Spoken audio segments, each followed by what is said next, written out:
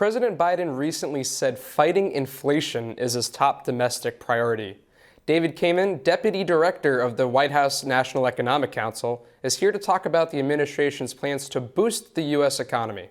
Welcome, David. Thanks for having me. Our pleasure. So, David, I wanted to ask you a question right off the top. How strong is the U.S. economy right now? The U.S. economy is at a point of transition. We're going from the fastest economic recovery in history to what should be stable, steady growth looking ahead. Now, it's important to remember where we started when the president took office. At the time, 20 million Americans were on unemployment insurance. We've seen since then that fastest recovery in history, historic gains when it comes to the labor market. Right now, 1.3 million Americans are on unemployment insurance versus the 20 million that were on when the president took office. We now need to build from that. And in fact, when you look at economies around the world, the U.S. is expected to outperform.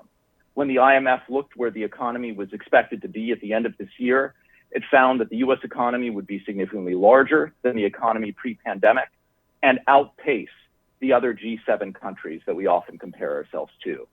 Now, with that said, we do face real challenges. Countries around the world do. There are real headwinds, and obviously a central challenge right now is inflation. That's why the president has put it as a centerpiece of his agenda, given the economic recovery we have had, to fight inflation and to bring down those kinds of price increases we have seen here and around the world. Now, as we do that, and as we transition to that stable, steady growth, it's important to remember that we're not going to see the kinds of job gains, the historic job gains, and historic economic growth we've seen over this last year. That's to be expected. But what should also be expected, and what the president is aiming for, is not just a return to the kind of economy we had pre-pandemic. Too often, workers weren't seeing the kinds of raises they deserved. And that's why the president is focused on building an economy that works for everyone and drives the kind of historic recovery we have seen into continued job creation and wage growth looking ahead.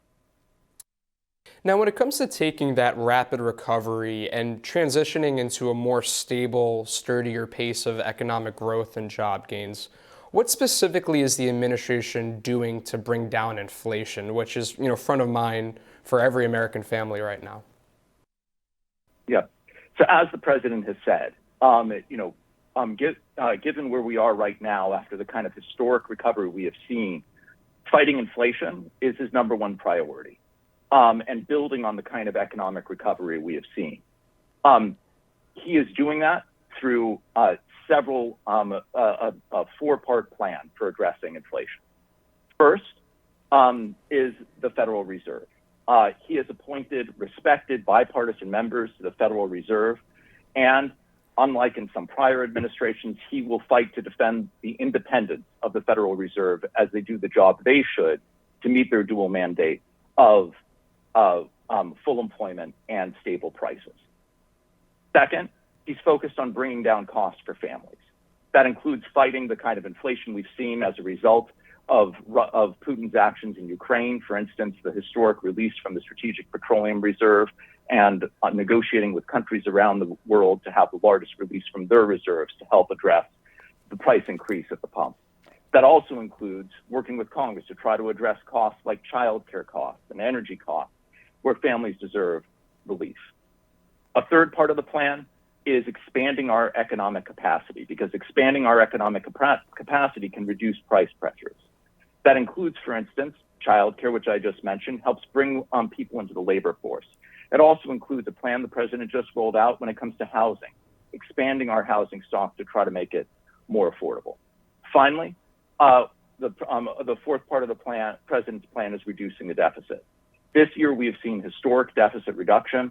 The deficit this year is expected to fall by more than $1.5 trillion, the largest single year of deficit reduction on record, after it already fell in the president's first year in office. So, when you put that all together, that is the way the president is trying to build from the kind of historic recovery we have seen so far to the sustainable and steady growth that Americans deserve looking ahead. And you're speaking of that process, what exactly is the White House using to measure the success of these plans on fighting inflation? Are you looking for, a decline in prices, or is there another way that you're gauging the success of your efforts to make this economy more inclusive and more encompassing? Yeah. So, look, we look at a variety of measures that tries to get at how American families are doing. Are they getting ahead? Now, it's important to remember that, since the president took office, families have actually seen real income gains. Their incomes have been going up even relative to inflation, with the largest gains, in fact, coming, at the bottom of the income spectrum for some of the most vulnerable, where those kinds of job gains I was just discussing have actually driven income growth. When you look at, even just the amount people are taking home from wages and their investments, that has been going up. At the same time, we know that inflation is taking a real bite from families' incomes. It's why the president is so focused on addressing it and making sure that looking ahead, we continue to see that kind of real income growth that's so important, which is why the president has now made addressing inflation his number one priority, and why he's doing it with all the tools at his disposal, to address families' costs, to expand the economic capacity of our economy, and also reduce the deficit. Now, what are some of the concerns or some of the obstacles that might come up during the efforts to bring inflation down? We're dealing with a very complex global situation with supply chain malfunctions. The war in Ukraine, along with its horrific human toll, has also had a lot of economic chaos left in its wake.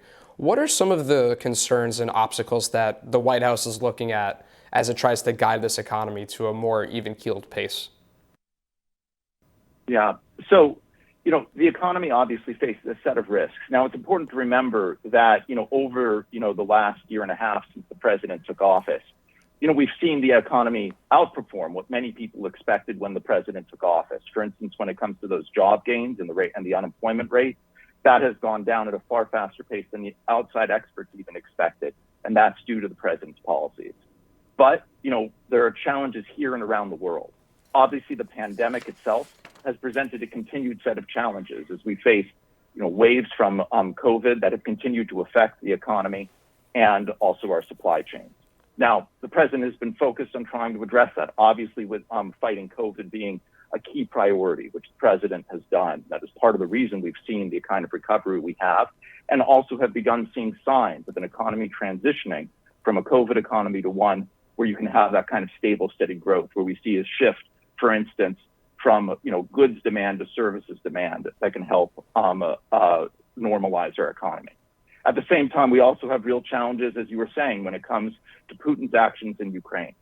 That is driving higher prices when it comes to energy and food here and around the world. Now, the measures the president has taken with allies and partners around the world are imposing far greater costs on Russia than they are on the rest of the world. But there are costs, and the president was clear on that from the start. And that's why he's doing everything he can to mitigate them, including, for instance, when it comes to energy, negotiating the largest release from reserves from other countries, as the United States did the largest release in its history at 1 million barrels a day for 6 months, as well as actions like allowing E15 use over the summer, which can save consumers 10 cents on a gallon. Now, David, we have an audience question for you from Bob Meyerson. We'll play the tape for you now.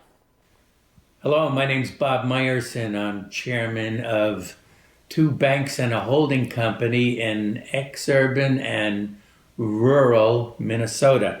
My question is, how do you handicap the odds of A, little change in the economy, B, the economy solving the supply chain issues and inflation, and C, recession? Thank you. Sure. Thanks for the question. Where we're focused is first that the policies we have put in place have put the United States in the best position possible around the world for addressing some of the challenges we face here and in other countries. So as I was saying, the United States is actually expected, according to the IMF, to outpace the rest of the world this year when it comes to growth relative to pre-pandemic.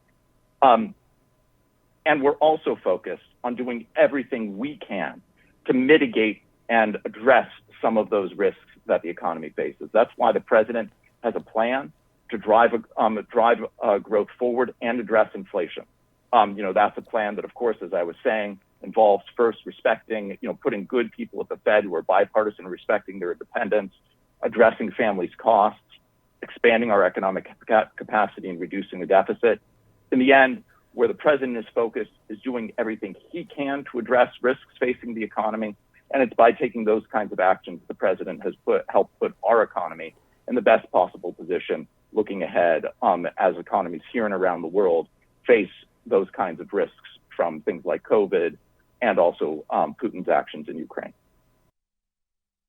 David Kamin, Deputy Director of the White House National Economic Council, thank you so much for joining me today. Thanks for having me.